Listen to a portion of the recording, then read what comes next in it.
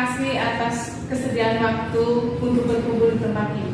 Pada kesempatan kali ini, saya akan menyebarkan pemahaman dan penerapan budaya positif.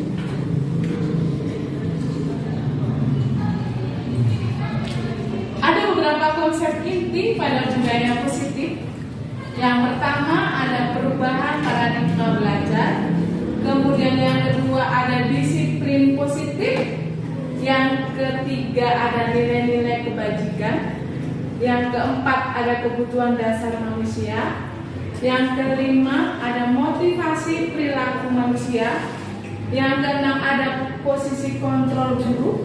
Yang ketujuh ada keyakinan kelas. Dan yang terakhir ada segitiga restitusi untuk menyelesaikan permasalahan yang terjadi pada siswa.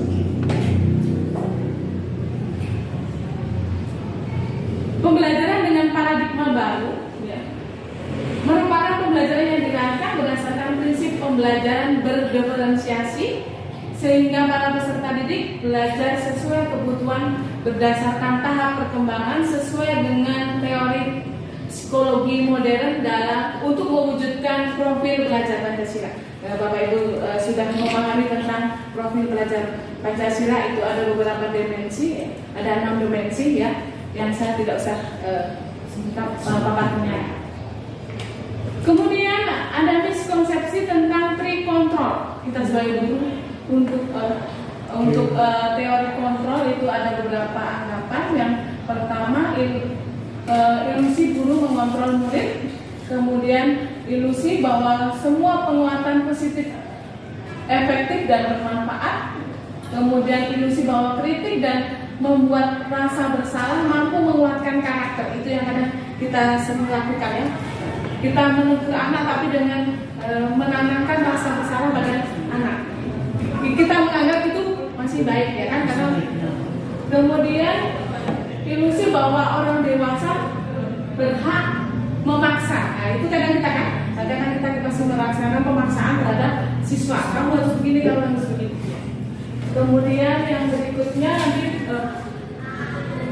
kita akan mengubah paradigma dan stimulasi menjadi teori kontrol. Yang pertama dari stimulus respon, misalnya realitanya kebutuhan kita sama, tapi sebenarnya pada yang menurut teori kontrol itu kebutuhan kita beda. Kemudian semua orang melihat hal yang sama, padahal tidak, realitanya orang itu memiliki gambaran yang berbeda. Kita mencoba mengubah orang agar berpandangan sama dengan kita, kan seperti itu ya. Tapi kadang-kala pandangan kita itu tidak sama dengan orang lain, karena mereka berusaha untuk memahami pandangan orang lain tentang dunia itu berbeda-beda. Dan tidak harus kita sama, karena kita memaksa harus begini, harus begini ya kan. Kemudian yang berikutnya, orang lain bisa mengontrol saya. Kita bisa diintervensi oleh orang lain, padahal tidak. Hanya yang bisa mengontrol saya adalah diri saya sendiri. Kemudian yang berikutnya, pemaksaan. Silakan Bapak. Pemaksaan ada pada saat bujukan gagal. Ya kan, kalau kita sudah membujuk murid, kadang muncul sudah kita paksa. Padahal yang benar, Anda tidak bisa mengontrol orang lain. Ya, lanjut yang berikutnya, disiplin positif. Apa itu disiplin positif, Bapak Ibu? Disiplin positif merupakan pendekatan positif dengan cara mengelola perilaku dalam mendidik siswa tanpa adanya kekerasan. Jadi kita sekarang di kurikulum merdeka itu kita tidak boleh mengandalkan kekerasan. Selama ini kita juga masih mengacu pada paradigma lama. Ya, bahwa kita murid itu harus mengikuti keinginan kita, padahal sekarang tidak. Tujuan dari disiplin positif adalah menanamkan motivasi untuk murid-murid menjadi orang yang mereka inginkan, bukan yang kita inginkan, ya kan? Dan menghargai diri sendiri dengan nilai-nilai mereka yang percayai. Ketika murid kita memiliki motivasi tersebut, mereka telah memiliki motivasi intrinsik yang berdampak pada jangka panjang. Tapi kadang-kala kita punya siswa-siswa itu melakukan sesuatu karena faktor X, faktor dari luar. Misalnya takut dihukum, ataupun diberi imbalan. Bukan dari kesadaran diri sendiri. Padahal dalam hal ini yang kita harapkan menumbuhkan motivasi anak itu ya yang datang dari diri sendiri. Yang berikutnya tadi nilai-nilai kebajikan. Ada beberapa nilai-nilai kebajikan yang bisa kita tanamkan kepada peserta didik kita. Yang pertama melalui program belajar Pancasila itu ada 6 dimensi. Kemudian menurut IBO Premier Years Program itu nilai-nilai kebajikan itu ada toleransi, integritas, mandiri, menghargai, menghormati, atau kerjasama. Kemudian keterampilan hidup. Keterampilan hidup seseorang itu misalnya dapat dipercaya, itu merupakan keterampilan hidup. Kemudian pendengar yang aktif atau pendengar yang baik. Kemudian tidak merendahkan orang lain atau memberikan yang terbaik bagi dirinya sendiri. Kemudian ada beberapa kebutuhan dasar manusia. Kita sebagai manusia memiliki kebutuhan dasar, yaitu kebutuhan yang harus dipenuhi oleh setiap individu untuk menjaga kelangsungan hidupnya. Di antaranya yang kebutuhan dasar itu yang paling pokok adalah ada makanan, pakaian, tempat tinggal, pendidikan, kesehatan, dan keamanan. Tanpa kebutuhan dasar kita tidak akan bertahan hidup ataupun berkembang. Apa itu kebutuhan dasar manusia? Itu ada 5. Yang pertama adalah bertahan hidup. Tadi sudah saya singgung di depan. Bertahan hidup misalnya untuk kebutuhan primer itu ya, ada sekitar makanan, tempat tinggal, dan pakaian. Kemudian kasih sayang dan diterima itu merupakan kebutuhan dasar kita. Kita perlu disayangi di tempat di mana kita berada dan membutuhkan kita diterima oleh orang yang ada di sekitar kita. Kemudian yang berikutnya penguasaan itu meliputi harga diri kita, kemudian keinginan untuk dianggap tadi. Ini tidak bisa dipisahkan itu diterima dengan penguasaan karena ingin diterima di suatu tempat dan juga dianggap bahwa dia itu ada, eksistensi. Kemudian yang berikutnya kebebasan. Nah, kebebasan itu mandiri memiliki pilihan untuk mencoba hal baru. Kemudian kesenangan, itu yang sering kita lakukan yaitu bermain, humor dan kita tertawa. Itu merupakan kebutuhan dasar yang harus ada pada manusia. Kemudian motivasi perilaku manusia, karena manusia itu berperilaku atau melakukan sesuatu itu ada motivasinya.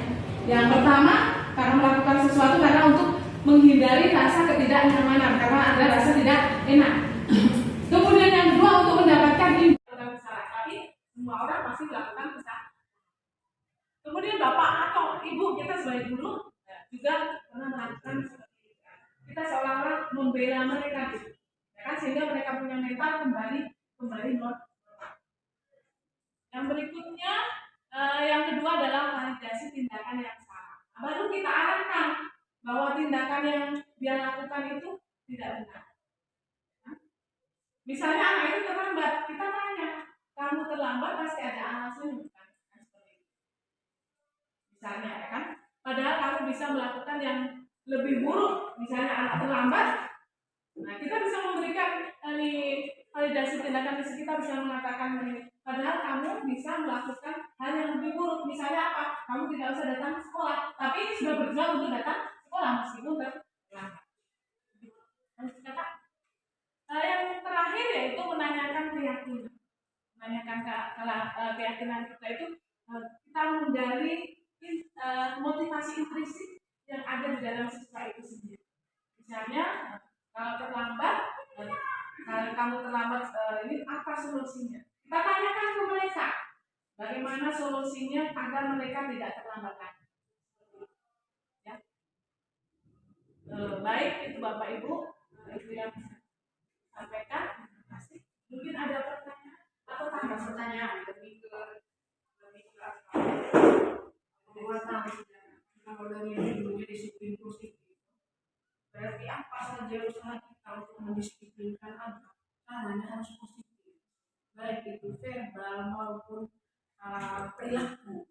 Jadi dalam hal apapun yang berhubungan dengan cara kita mendisiplinkan anak, caranya harus positif supaya dia merasa dia dirangkul, atau dia tidak begini kan, dia terasa disingkirkan itu kan.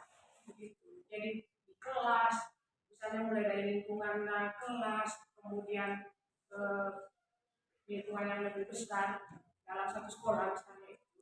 Jadi cara yang kita gunakan memang harus positif caranya.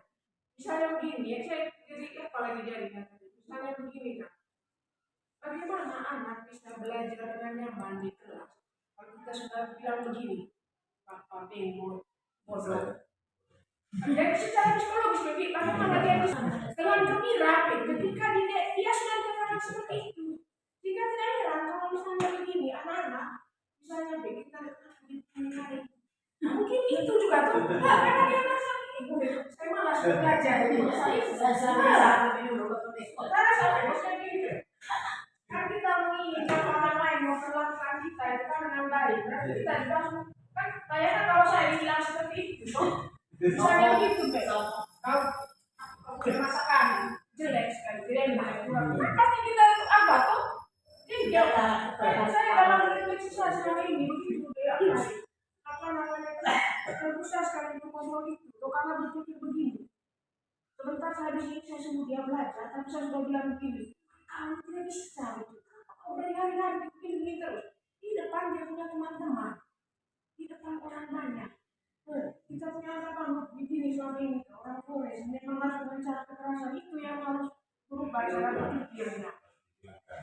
Memang dari dulu tak bantu bisa itu.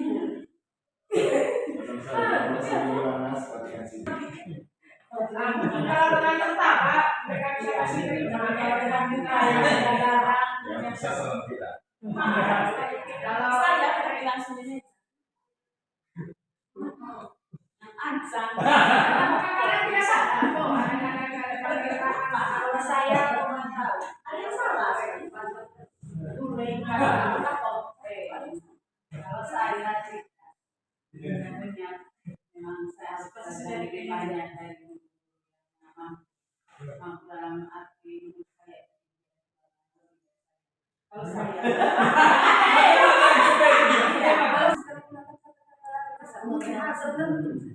seumur hidup saya mungkin saya sempat itu kalau saya punya jam pelajaran itu saya harus kuat karena keyakinan saya kalau tinggalkan saya itu membuat saya sangat amat tersinggung. Apa yang saya buat sampai kau tinggalkan saya? Apa yang mana? Yang bagaimana yang sampai kau tinggalkan saya? Apapun yang kau mau kalau kau ungkapkan saya akan membuat diri saya dua kali saya kurang.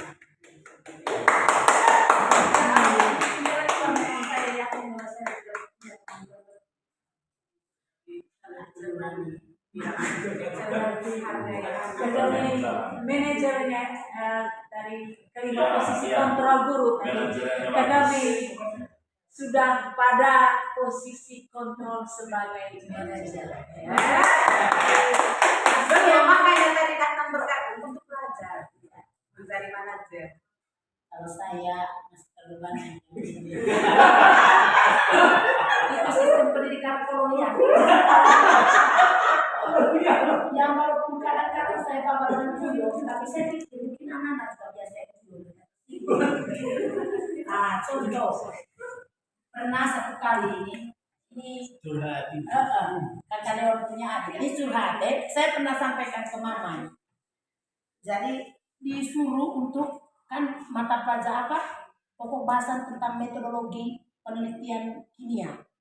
Jadi saya minta mereka untuk merumuskan sebuah masalah, kemudian sampai pada hipotesis apa segala macam. Jadi Chelsea datang langsung berikan salah satu contoh rumusan masalah. Dia dalam kan saya bilang rumusan masalah ini dalam bentuk kalimat tanya. Tapi ingat masalah itu tidak sama dengan pertanyaan, tapi dia dalam bentuk formulasi kalimatnya dalam bentuk kalimat tanya. Saya ini mungkin dianggap membuli juga tidak, tapi karena saya rasa itu lucu. Chelsea langsung angkat tangan. Dia bilang, Mama nih, saya punya kalimat tanya. Saya ini mungkin dianggap membuli juga tidak, tapi karena saya rasa itu lucu. Celso langsung angkat tangan. Dia bilang, "Mama nih, saya punya rumusan masalah." "Apa?" kata Celso. Saya beri apresiasi, maksudnya saya memberi semangat. Apapun yang kalian buat, saya tidak bisa menjudge bahwa itu salah. Mungkin karena dia bertolak dari apa yang saya omong, langsung dia bilang begini, "Saya punya rumusan masalah begini.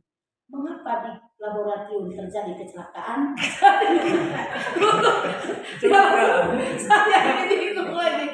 Langsung saya letak tertawa, tapi saya Celso itu sudah apa? Ekspresinya sudah berubah. Ayo mukanya sudah langsung naik. Saya ada rasa bersalah, tapi waktu itu saya omong ke mamanya. Dia juga tidak memberikan respon positif ke mamanya.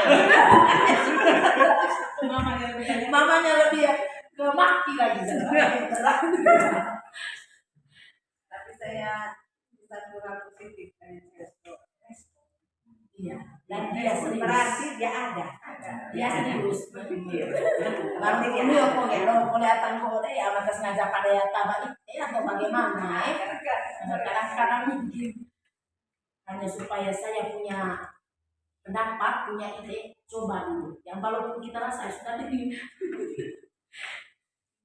Baik Bapak Ibu, terima kasih banyak atas masukan dan pengalaman sharingnya. Kalau bisa saya ambil kesimpulan bahwa untuk menerapkan disiplin positif atau budaya positif, yang pertama itu yang perlu kita lakukan adalah kita membangun hubungan dengan siswa atau berkolaborasi dengan siswa dengan baik. Kita membangun mental siswa dengan baik dulu. Jangan kita langsung memberi mendorkan itu mentalnya. Sehingga dengan kolaborasi dengan keadaan siswa yang mentalnya bagus, otomatis apa yang akan kita sampaikan, apa yang kita mau pasti mereka diterima dengan bisa menerima dengan baik. Jadi itu saja kesimpulan dari materi yang saya sampaikan. Terima kasih atas masukan dan sharingnya, dan ini sangat membantu dan memperbaiki saya sebagai pendidik untuk mengajar. Terima kasih banyak.